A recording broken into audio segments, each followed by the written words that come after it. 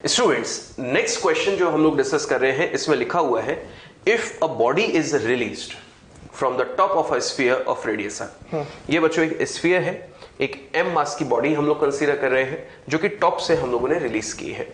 Then find the angle from vertical and height of the body from ground where it leaves the surface. और question में consider करने के लिए बोला है ऑल सरफेसेस आर स्मूथ। इसका मतलब यह है कि यहां पर कहीं भी फ्रिक्शन हमें कंसीडर नहीं करना है। बच्चों सबसे पहले क्वेश्चन में जो टर्म लिखी है where it leaves the surface, बच्चों लीव्स द सरफेस मतलब कांटेक्ट छूट गया बिल्कुल। और कांटेक्ट छूट गया इसका मतलब नॉर्मल रिएक्शन का वैल्यू जीरो हो गया है। तो कॉन्सेप्ट में हमें पहली चीज पता चली कि नॉर्मल रिएक्शन यहां पर हमें जहां भी वो एग्जिस्ट करेगा उसको जीरो के बराबर इक्वेट करना पड़ेगा। बिल्कुल। बच्चों हमें ग्राउंड से हाइट पूछी जा रही है कहां ये कांटेक्ट छोड़ेगा, तो हम सबसे पहले इस क्वेश्चन को सॉल्व करने के लिए एक रेफरेंस सिलेक्ट कर लेते हैं। बच्चों रेफरेंस हम लोगों ने सिलेक्ट कर लिया ग्राउंड। क्या रेफरेंस सिलेक्ट करना हमारे लिए बाउंडेशन है कि हम लोग हमेशा ग्राउंड को ही सिलेक्ट करें?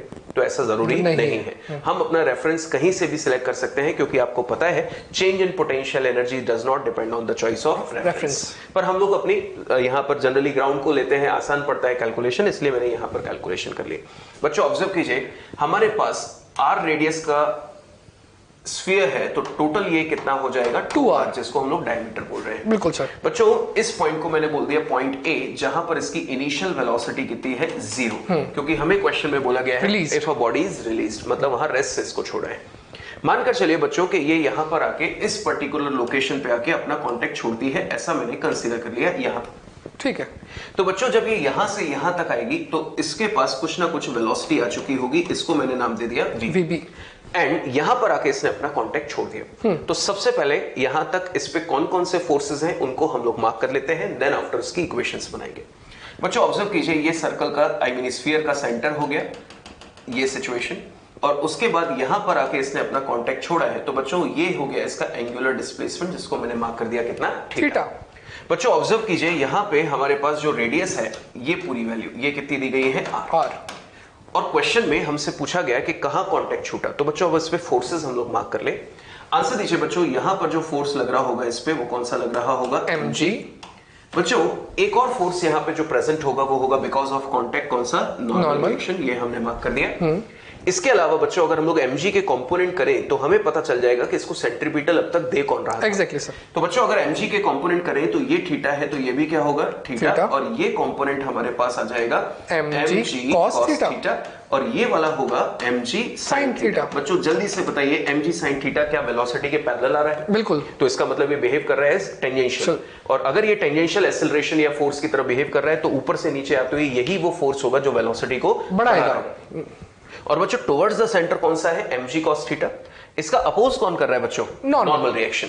तो इसका मतलब यह हुआ कि टुवर्ड्स द सेंटर जो नेट फोर्स होगा वही क्या बनेगा सेंट्रीपिटल। तो डोमिनेटिंग कौन होना चाहिए, यहां से यहां तक अगर सर्कुलर मोशन हुआ है तो डोमिनेट कौन कर रहा होगा mg cos थीटा। तो बच्चों हमारे पास सबसे पहली इक्वेशन हो गई mg cos theta minus normal is equal to m vb square, velocity vb है तो m vb स्क्वायर और रेडियस कितनी है बिल्कुल। तो बच्चों इस इक्वेशन में अगर हम लोग ऑब्जर्व करें कि इसके बाद अगर कांटेक्ट छूट गया तो बताओ इस पॉइंट के बाद अगर कांटेक्ट छूट गया तो वो कौन सा फोर्स है जिसको जीरो कर देना चाहिए? नॉर्मल। तो बच्चों अगर हम लोग कांटेक्ट छोड़ने की शर्त यहां पे लगा दें नॉर्मल रिएक्शन जीरो इफ, तो सिचुएशन हो जाएगी mg cos theta is equal to vb square by r into m। m से बच्चों ये m कैंसिल, तो vb स्क्वायर की वैल्यू हमारे पास कितनी आ गई rg cos थीटा। बिल्कुल बच्चों हम लोग इस इक्वेशन को यहीं पर अभी छोड़ देते हैं, इसके अलावा हमें और क्या क्या चाहिए उस पर सर चर्चा करेंगे। अब बच्चों जरा सर ने कहा कि ये जो बॉडी है ये ऊपर से नीचे आ रही है, अगर अपन इसकी बात करें पोटेंशियल एनर्जी की तो क्या यहाँ पर जो हाइट थी अब वो धीरे धीरे कम होती जा रही है? बिल्कुल सर। इसका मतलब इसकी पोटेंशियल एनर्जी कम हो रही है तो क्या बढ़ रही होगी? Kinetic energy. तो बच्चों अपन ए और बी पॉइंट के बीच में मैकेनिकल एनर्जी का कंजर्वेशन लगाते हैं। तो बच्चों बताओ इस पॉइंट पर पोटेंशियल एनर्जी कितनी विद रेस्पेक्ट टू हम रेफरेंस पॉइंट, तो कितना होगा mg/r। तो बच्चा लिखता हूं कंजर्वेशन ऑफ मैकेनिकल एनर्जी। तो बच्चों यहां से इक्वेशन क्या लिख सकते हैं mg/r इक्वल टू, अब क्या इस पॉइंट पर सर स्पीड तो कहती थी जीरो, तो काइनेटिक एनर्जी बच्चों जीरो है, इससे डायरेक्टली लिख रहा हूं इक्वल टू, जब वो इस पॉइंट पे आई है तो इस पॉइंट पर क्या हाइट होगी इसको ध्यान देना बच्चों। क्या यहां पर अगर वापस अपन इसका एक कंपोनेंट यहां ले ले तो बच्चे पूरा क्या था रेडियस, बिल्कुल रेडियस का इतना सा कंपोनेंट कितना होगा r cos थीटा। और बच्चों अगर ग्राउंड से देखें तो ग्राउंड से सेंटर वाला पॉइंट भी r ऊपर था, इसका मतलब इसकी total height r plus r cos theta, which is h, that is r plus r cos theta। तो बच्चों ये h भी अपने को ढूंढना है, तो ध्यान रखना h is equals to r plus r cos theta। तो बच्चे याद देते हैं mg, r की जगह r plus r cos theta। और बच्चों साथ के साथ यहां पर उसके बाद स्पीड भी है, वो कितनी है vb, तो काइनेटिक एनर्जी कितनी होगी half m vb square, vb का स्क्वायर। बच्चों ये टर्म यहां बन गई। अब सोच के देखिए क्या सर ने vb फाइंड आउट कर रखा है, vb का स्क्वायर फाइंड आउट कर रखा है, rg cos theta, क्या उसको अपन यहां पुट कर सकते हैं? तो बच्चों इसी चीज को मैं नेक्स्ट पेज पे लिख रहा हूं, ध्यान दीजिएगा। तो यहां पर लिख रहा हूं मैं mg 2r is equals to mg r plus r cos theta और हाफ m vb का स्क्वायर, vb के स्क्वायर जगह rg cos theta। बच्चों ये मैंने पूरी इक्वेशन लिख दी है। बिल्कुल। अब बच्चों यहां पर क्या है, ध्यान दीजिएगा, क्या सारे r कॉमन लेके कैंसिल कर सकते हैं? सारे m कैंसिल कर सकते हैं, तो m r m r r m r। बच्चों यहां पर क्या बन गया 2g, सर g भी कैंसिल हो सकते हैं। बिल्कुल सर, सारे g भी कैंसिल कर देते हैं, आपने बोलिए वो भी कर देते हैं सर, g कैंसिल, यहां का बच्चा g और ये g भी कैंसिल। तो बच्चा 2 बराबर यहां पर क्या बचा बच्चों, ध्यान देना, यहां पर बचा अगर r कॉमन लिया तो 1 प्लस cos थीटा, ये बच्चों यहां टर्म बची है, प्लस cos थीटा बाय 2। बिल्कुल सर। बच्चों ये 1 उधर जाएगा तो क्या बन जाएगा 1, ये cos theta plus cos theta by 2, this is equals to 3 cos theta by 2। तो बच्चों यहां से cos थीटा कितना आ गया, दैट इज इक्वल्स टू 2/3। बच्चों अपने को थीटा पूछा था वर्टिकल से, theta is equals to cos inverse 2/3। और बच्चों ध्यान दिएगा सर ने जो थीटा माना था वो वर्टिकल से ही माना था, इसका आपके पास एक आंसर आ चुका है। तो सर दूसरा आंसर क्या होगा आप बताइए। बिल्कुल। तो बच्चों दूसरे आंसर में जैसा कि हमसे पूछा गया है कि ग्राउंड से वो हाइट कितनी होगी जहां पे वो अपना कांटेक्ट छोड़ा था, तो सर ने आपको बताया कि ये हाइट जो होगी वो कैपिटल H होगी ग्राउंड से, जिसकी वैल्यू होगी r plus r cos theta. तो बच्चों cos थीटा की वैल्यू हमें पता चल चुकी है, बस यहां पर हमें वैल्यू प्लेस करनी है। तो r plus r cos theta. बच्चों नेक्स्ट क्वेश्चन जो हमारे पास था उसको हम लोग सॉल्व कर रहे हैं। Total height is equal to r plus r cos theta, where the value of cos theta is equal to कितनी है 2/3। बच्चों 3 इधर यहां पर अगर हम लोग एलसीएम लेके सॉल्व करें तो ये 5r/3। This is the height from ground.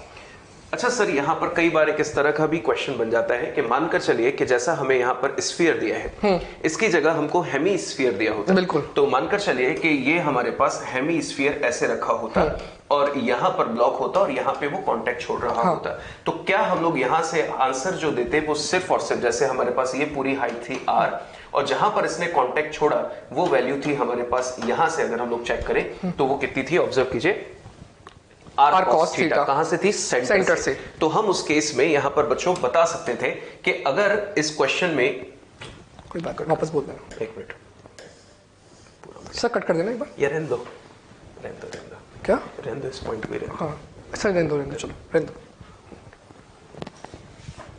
तो बच्चों नेक्स्ट क्वेश्चन है, in given diagram what should be the height h from where body is release so that it can just complete the vertical circle of radius r। just word लिखा हुआ है, just covers। बच्चों सबसे पहली बात यहाँ पर एक वर्ड तो है just, दूसरा वर्ड है रेडियस r। इसका मतलब यहाँ ये जो आपको सर्कल दिखाई दे रहा है इसका डायमीटर 2r है और रेडियस कितना है r। तो बच्चों आई कैन से कि यहाँ पर इसका सेंटर यहाँ मान लेते हैं, तो यहाँ से यहाँ तक की जो लेंथ है वो कितनी है बच्चों r। अब तो बोला है कि जस्ट कंप्लीट, याद करो जस्ट कंप्लीट में जो सर्कल का लोवेस्ट पॉइंट होता था वहां पर उसकी स्पीड रूट ऑफ 5gr होनी चाहिए थी।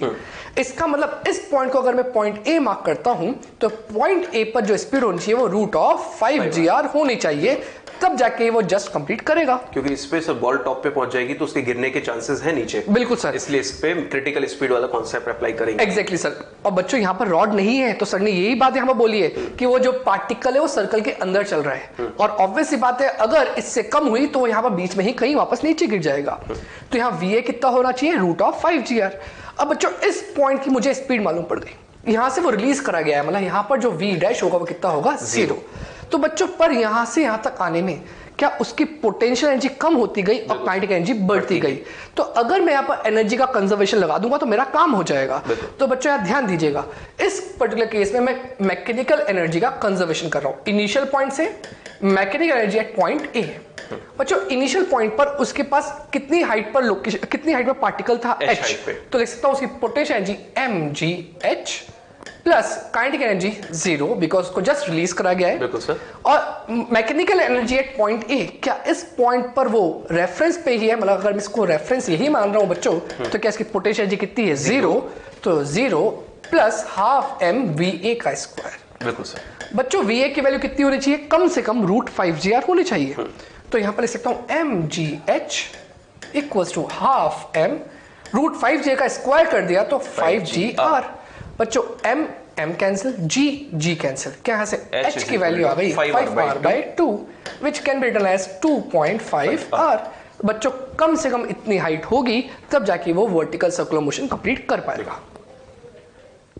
Students, our next question is, a car is moving along a hilly road as shown, जैसा कि आपको इसका साइड व्यू दिया गया है। क्वेश्चन में लिखा है the coefficient of static friction between the tires and the pavement is constant and the car maintains a steady speed। मतलब तीनों ही सिचुएशन में ए सरफेस जो कि बिल्कुल हॉरिजॉन्टल है, एक कर्व्ड सरफेस है बी और एक कर्व्ड सरफेस है सी। इन तीनों ही केस में टायर और सरफेस के बीच में जो फ्रिक्शन रहा होगा कोफिशिएंट वो कांस्टेंट बोला गया है, कोफिशिएंट ऑफ फ्रिक्शन कांस्टेंट बोला गया है, और स्पीड जो थी वो तीनों ही सरफेसेस पे एग्जैक्टली सेम है। तो आगे बच्चों यहां पर क्या बोला गया है, if at one of the point shown a driver apply brakes as hard as possible without making the tire slip, the magnitude of the friction force immediately after the brakes applied will be maximum if the car was at। मतलब question में बोला गया है कि तीनों surface पे वो बारी बारी एक जैसे फोर्स लगाता है। कौन से फोर्स, ब्रेकिंग फोर्स, जिसमें उन्होंने बोला है ब्रेक अप्लाई किया है। तो ए पर उसने ब्रेक लगाया, फिर यही सिचुएशन उसने रिपीट की कि बी पर फोर्स लगाया, आई मीन ब्रेक लगाया, और यही सिचुएशन उसने रिपीट की सी पर, कि सी पर भी बिल्कुल वैसा ही उसने ब्रेक लगाया। तो क्वेश्चन में बोला गया कि इन तीनों में से वो कौन सी सरफेस है जहां पर उसको सबसे ज्यादा फ्रिक्शन रिसीव होगा, जैसा कि क्वेश्चन में लिखा हुआ है कि brakes are applied will be maximum if the car was at. तो बच्चों इस क्वेश्चन को जब हम लोग सॉल्व करें तो इसको सॉल्व करने का बड़ा आसान सा तरीका है बच्चों, वापस से जैसा हम लोग सॉल्व कर रहे हैं। हम लोग यहां पर ए पार्ट सॉल्व कर रहे हैं, नोटिस कीजिए बच्चों, ए जो सरफेस आप नोटिस कर रहे हैं वो कैसी है, बिल्कुल हॉरिजॉन्टल। यहां पर कोई भी सर्कुलर मोशन नहीं हो रहा है, सरफेस बिल्कुल हॉरिजॉन्टल है। तो बच्चों अगर यहां पर हम लोग फोर्सेस मार्क करें तो ये क्या होगा, नॉर्मल, और ये कौन सा होगा, mg। बच्चों इस सरफेस पे अगर मैं नॉर्मल रिएक्शन ए इसको मार्क कर दूं तो नॉर्मल रिएक्शन ए की वैल्यू किसके बराबर होगी, mg के। मेरा काम बच्चों अभी तीनों ही सरफेसेस में नॉर्मल रिएक्शन निकालना है, क्योंकि हमसे अगर पूछा गया कि ब्रेक अप्लाई किए गए फ्रिक्शन मैक्सिमम कहां होगा, तो अपने को पता है कि friction is equal to maximum value क्या होती है, म्यू एन। बिल्कुल, म्यू हर केस में सेम दिया हुआ है बच्चों।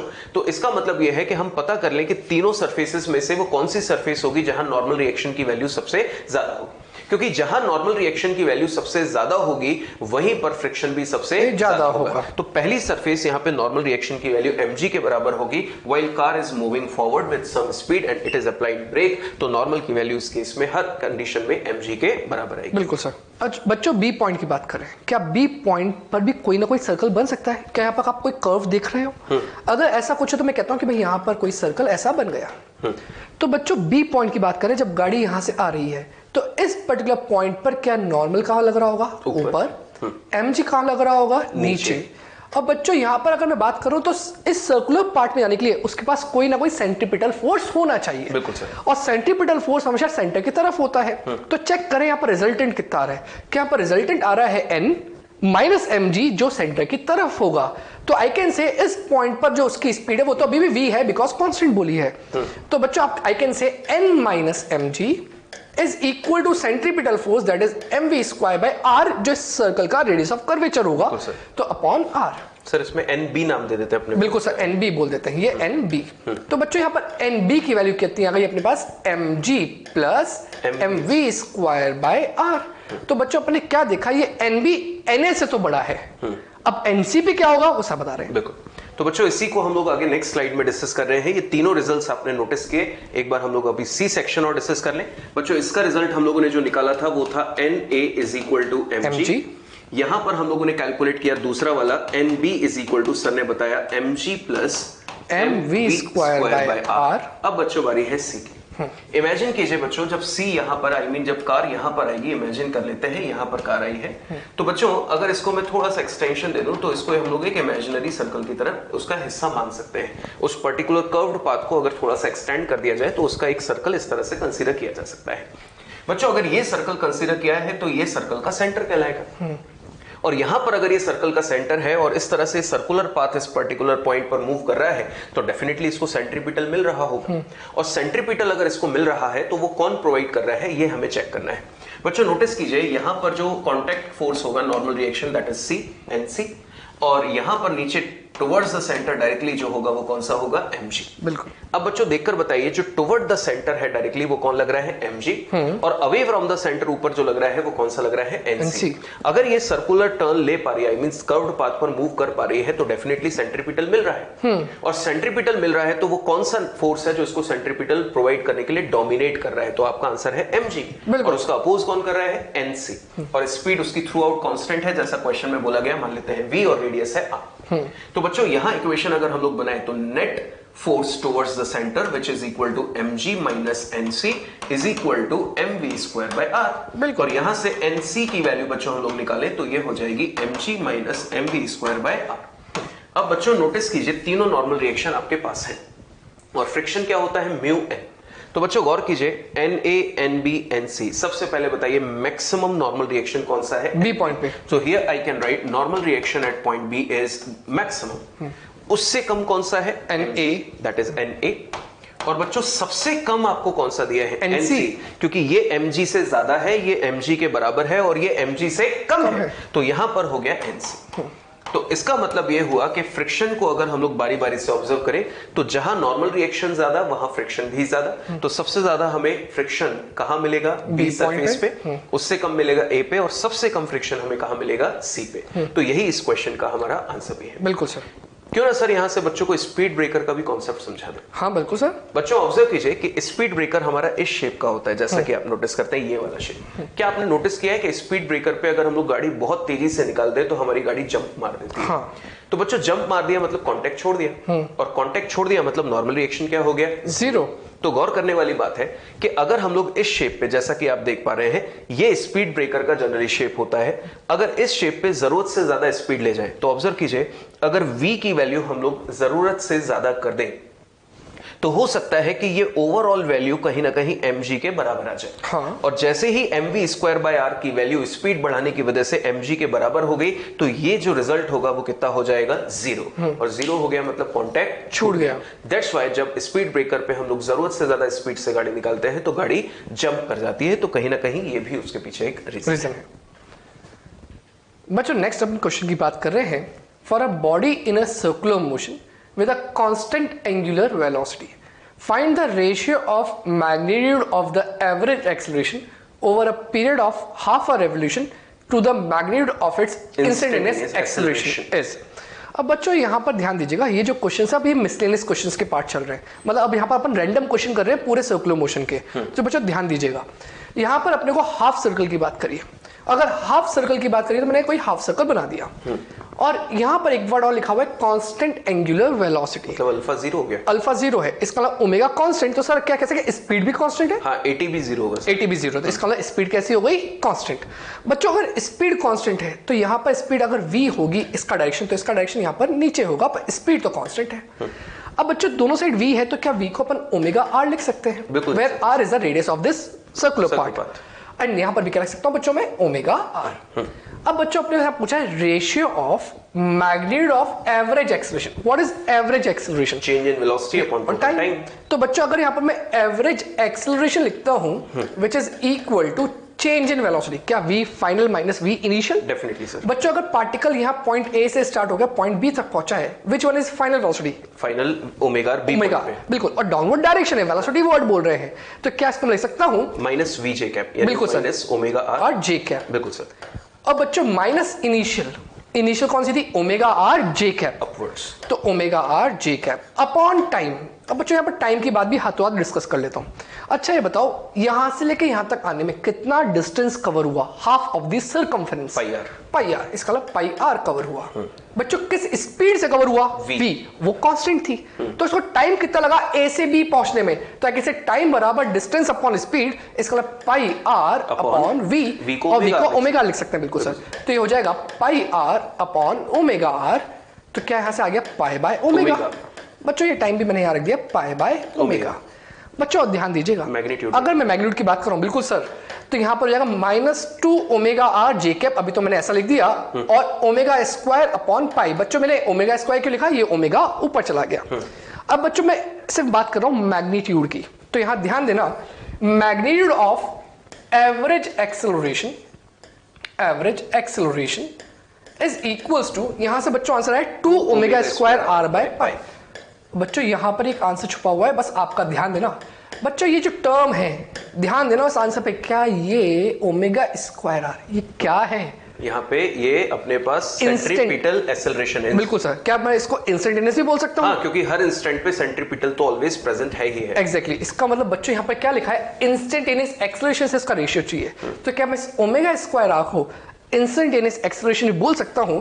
तो सोचो ये जो टर्म है ये ए इंस्टेंटेनियस हो गई है। हाँ, क्योंकि हर इंस्टेंट पे सेंट्रीपिटल की फॉर्म में एक्सेलरेशन प्रेजेंट है, और ये उसका क्या है? पूरा मैग्नीट्यूड है। अब बच्चों इस पूरे को उठा के अगर मैं नीचे ले जाऊं तो देखो एवरेज एक्सेलरेशन का मैग्नीट्यूड अपॉन इंस्टेंटेनियस एक्सेलरेशन का मैग्नीट्यूड, तो वो कितना आएगा? उसका जो रेशियो है वो आएगा 2 बाय पाई, और ये इसका आंसर है। देखो स्टूडेंट्स, नेक्स्ट क्वेश्चन जो हमको दिया है उसमें लिखा हुआ है a wheel has a constant angular acceleration of 3 radian पर सेकंड स्क्वायर। तो सबसे पहले बच्चों ये हमें जो वैल्यू दी गई है वो किसकी दी गई है? अल्फा की। During a certain 4 second interval. बच्चों ये सर्टेन 4 सेकंड इंटरवल है, मतलब कोई भी, मान लो जो उसने मोशन किया उसमें कोई भी 4 सेकंड का इंटरवल दिया है। It turns through an angle of 120 radian. मतलब बच्चों हमको थीटा की वैल्यू भी पता है, दैट इज 120। बिल्कुल sir. Assuming that at t equal to 0 angular speed omega naught is equal to 3 radian per second, then how long is motion at the start of this 4 second interval? तो बच्चों सबसे पहले इसको समझते हैं हम लोग, इसका एक लाइन डायग्राम बना लेते हैं क्वेश्चन को क्लियर करने के लिए। मानकर चले बच्चों हम लोग को कोई सर्टेन इंटरवल दिया है, और उस सर्टेन इंटरवल पे मान लेते हैं यहां से वो इंटरवल स्टार्ट हुआ t, और वो सर्टेन इंटरवल जो हमें दिया है वो 4 सेकंड का दिया है। तो बच्चों ये t है, तो 4 सेकंड बाद टाइम क्या होगा? t+4। ये हमें क्वेश्चन में पता है। दूसरा, इस दौरान t से t+4 के दौरान जो एंगल कवर किया उसने वो कितना कवर किया? 120 रेडियन। और बच्चों थ्रू आउट द मोशन उसका एंगुलर एक्सेलरेशन कांस्टेंट है, तो through out the motion alpha की वैल्यू हमें कितनी दी गई है? 3 रेडियन पर सेकंड स्क्वायर। बच्चों लिखा हुआ है एट t इक्वल टू 0। मान लेते हैं कि ये t इक्वल टू 0 यहां कहीं था, और t इक्वल टू 0 पे उसकी एंगुलर स्पीड 3 है, जिसको ओमेगा नॉट से इन्होंने डिनोट किया है, दैट इज 3 रेडियन पर सेकंड। बच्चों ये अल्फा भी 3 है, और इनिशियल ओमेगा नॉट भी हमें कितना दिया गया है? 3। Then how long is motion at the start of this 4 second interval? मतलब इस 4 सेकंड इंटरवल के कितने पहले से ये मोशन स्टार्ट हुआ था? मतलब हमें टोटल टाइम t की वैल्यू कैलकुलेट करनी है, मतलब अपने को 0 से t तक की t निकालना है। बिल्कुल, कि कितना पहले स्टार्ट कैलकुलेट हुआ। तो बच्चों हमें ये वैल्यूज अगर कैलकुलेट करनी है तो क्या क्या हिंट्स हमारे पास है उनका यूज करते हैं। बच्चों केवल इतने से सेक्शन को अगर हम लोग सॉल्व करें, केवल इतना सा सेक्शन, तो बच्चों इतने से सेक्शन के लिए ये इनिशियल वेलोसिटी, बिल्कुल, टाइम टोटल कितना है? t। ये क्या है? Angular acceleration alpha. तो क्या यहाँ पे हम लोग एंगुलर वेलोसिटी निकाल सकते हैं? बिल्कुल सर, निकाल सकते हैं। हम लोग ओमेगा नाम दे देते हैं, ठीक है। तो बच्चों केवल इतने से सेक्शन को हम लोग अगर सॉल्व करें, ये वाला, तो omega is equal to omega naught plus alpha T. ये ठीक है सर। बच्चों omega naught is equal to कितना है? 3। अल्फा की वैल्यू कितनी है? 3, और टाइम है t। तो ये हो गया हमारे पास ओमेगा की वैल्यू एट दिस लोकेशन। ठीक है सर। अब बच्चों हम लोग यही सिचुएशन यहां से यहां तक अप्लाई करते हैं। बच्चों ऑब्जर्व कीजिए, अगर यहां से यहां तक का डिस्कशन करें तो इस 4 सेकंड के इंटरवल के लिए थीटा हमें पता है। इस 4 सेकंड के लिए बच्चों यहां से यहां तक का जब हम लोग सॉल्यूशन करेंगे तो ये जो ओमेगा होगा वो इस सेक्शन की इनिशियल वेलोसिटी बन जाएगी। बिल्कुल हो गई। ये जो ओमेगा होगा वो इस सेक्शन की इनिशियल वेलोसिटी बन जाएगी। टाइम टोटल कितना है? 4 सेकंड। थीटा कितना है? 120 रेडियन, और अल्फा की वैल्यू कितनी है? 3। तो अब हम लोग नेक्स्ट इस सेक्शन के लिए अप्लाई कर रहे हैं सेकंड इक्वेशन, क्योंकि थीटा गिवन है, that is omega T plus half alpha T square. बिल्कुल सर। बच्चों थीटा की वैल्यू कितनी है? 120। बच्चों इस पार्ट में ओमेगा कितना आया? 3 + 3t, ओमेगा की वैल्यू और एक टी पहले से है प्लस। सर ये क्या ये वाला टी और ये टी दोनों सेम होंगे? नहीं सर, ये टी एग्जैक्टली 4 सेकंड का इंटरवल है। बिल्कुल सर। तो हम लोग यहाँ पर चाहे तो इसमें वैल्यू प्लेस कर सकते हैं sir, that is t is equal to 4 plus half alpha की वैल्यू 3 और टाइम इंटरवल बच्चों यहां से यहां तक का कितना है 4 सेकंड, तो ये हो गया 4 का स्क्वायर। तो बच्चों अब हमारे पास सिर्फ और सिर्फ इसको सॉल्व करना है, क्योंकि आप चेक कीजिए पूरी इक्वेशन में सिर्फ t ही अननोन है और वही हमें कैलकुलेट करना है कि इस 4 सेकंड के कितने पहले से ये जो टाइम था वो वहां से मोशन स्टार्ट हुआ। तो ऑब्जर्व कीजिए बच्चों 120 इज इक्वल टू ये कितना हो जाएगा 12 प्लस 12t। बच्चों यहां पर 16 अपॉन टू 8 into 3 24, ये हमारे पास टर्म आ गई। बिल्कुल सर। बच्चों 12 और 24 कितना होगा 36, तो 120 minus 36 is equal to 12t। बिल्कुल सर। आफ्टर सिंप्लीफाइंग इट बच्चों 84 इज इक्वल टू 12t और t की वैल्यू आ जाएगी 7 सेकंड। मतलब कि बच्चों जब यहां 0 सेकंड था तो 0 से ये t सेकंड तक का ये जो इंटरवल था वो कितना था 7 सेकंड्स, और उसके बाद 4 सेकंड और, तो ये टोटल क्वेश्चन 11 सेकंड का हमको दिया है, पर पूछा हमें केवल यही था, तो आंसर हो गया 7 सेकंड। बिल्कुल सर।